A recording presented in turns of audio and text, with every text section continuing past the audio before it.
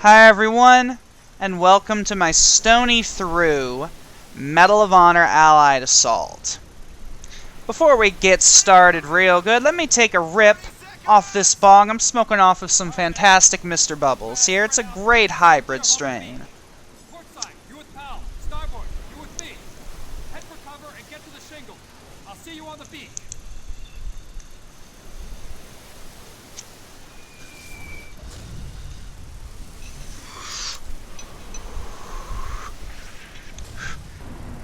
For those of you that are unfamiliar with this landmark game, Medal of Honor Allied Assault was created in conjunction with Steven Spielberg, and as you can tell by this phenomenal opening D-Day level, they really took a lot of cues from this film Saving Private Ryan, which is an incredible film.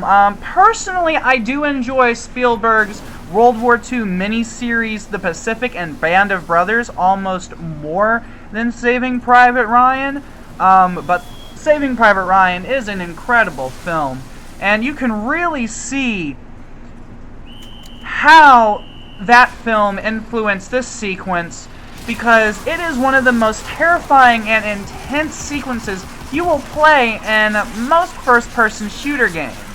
It really captures the fear and intensity that a soldier must have felt on those Normandy beaches, and while it may look archaic or possibly outdated to some today, I mean, this is a 14-year-old game we're playing here after all.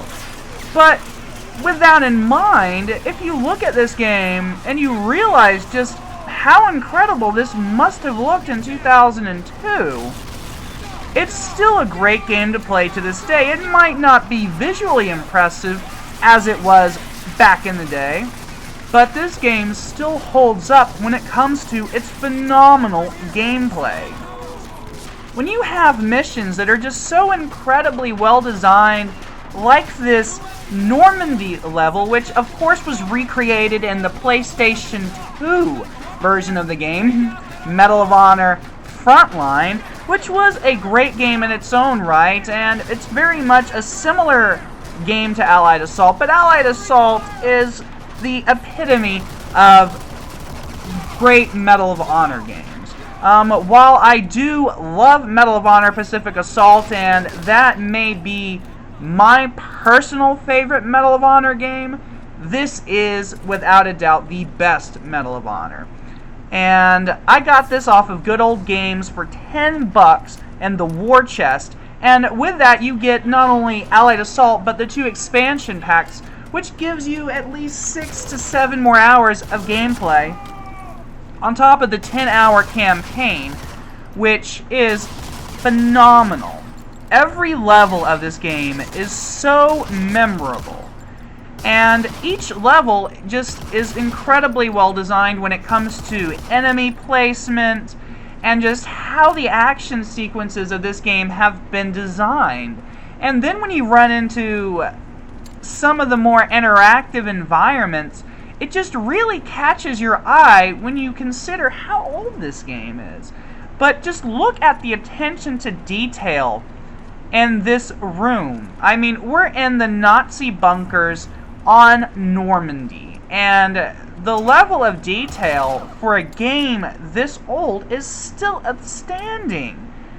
And on top of that, few first-person shooters are as fun as Allied Assault still is to this day. I've been playing Black Ops 3 recently. I'm trying to get my review finished of that game, but it's a finicky game to figure out kind of my review on, just because playing through these great retro shooters really shows me what great first-person shooter design can be. And it's so much fun to relive those glory days of great first-person shooter design.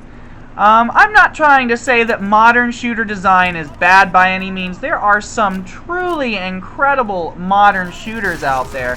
And for me, I do enjoy the Black Ops 3 campaign, and I do enjoy the game, but it's just, there's something about the games that were made back on the PlayStation 2, Xbox, PC, and even the 360 and PS3 era. There was just something about the technological limitations of the day and how they kind of had to work to make these games beautiful but also detailed, but above all else, fun. And it's just something that I think is missing a bit today, that games are made to be these technological achievements, and a lot of them are beautiful, but some of them just, they're not as fun to play as some of these great older games are. And I've been having a blast not only playing this, but playing Call of Juarez the Cartel, which is an extremely underrated first-person shooter. And it just goes to show you that things don't stop being fun just because they're not the top-notch, cutting-edge graphics.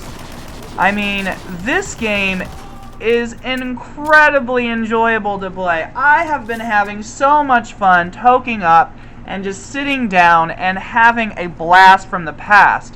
And part of it with revisiting these old games definitely is that nostalgia factor. It can really make a game almost even more enjoyable than it was the first time, because you're remembering all those great times you had with a game, and you're getting to relive them. And for me, when I'm reliving those great times with these games, especially while I'm indulging in my lovely cannabis, it just really brings me back to those wonderful moments that I first had with these games.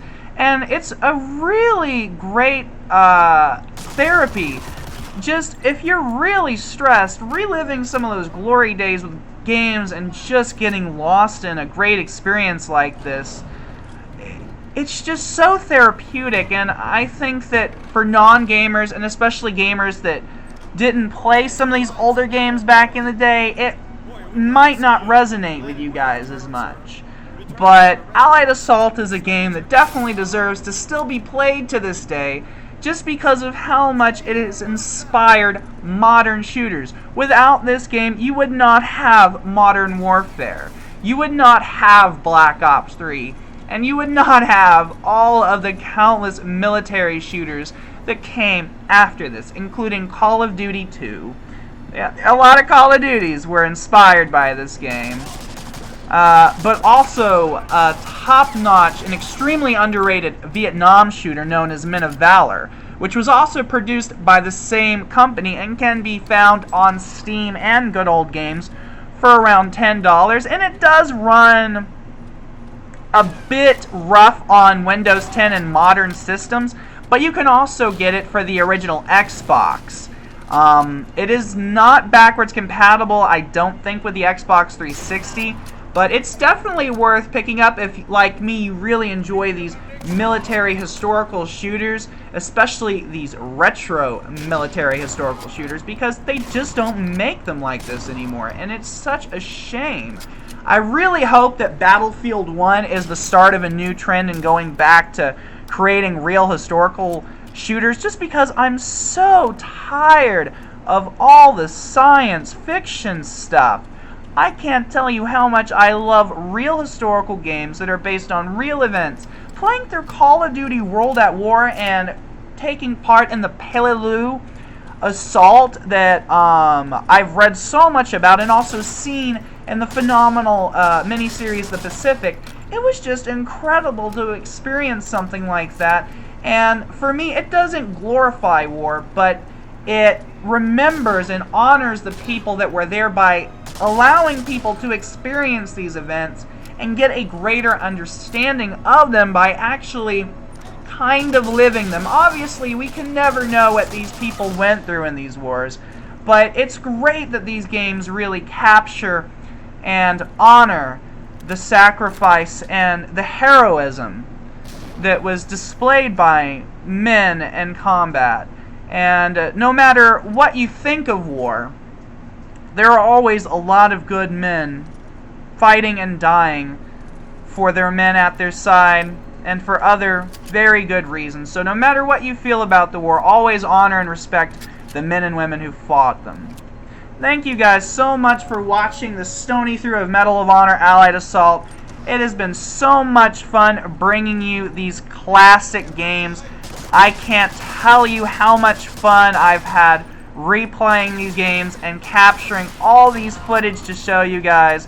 I'm going to keep bringing you guys more retro game footage and just tons of more stuff as much as I can. It's been awesome to share some of these games that just mean so much to me with you guys, and to try to bring you some of that joy that these games bring me. So if you want to see more, go to my blog, megamediaoverload.blogspot.com, and have a blast, guys. Thanks so much for watching.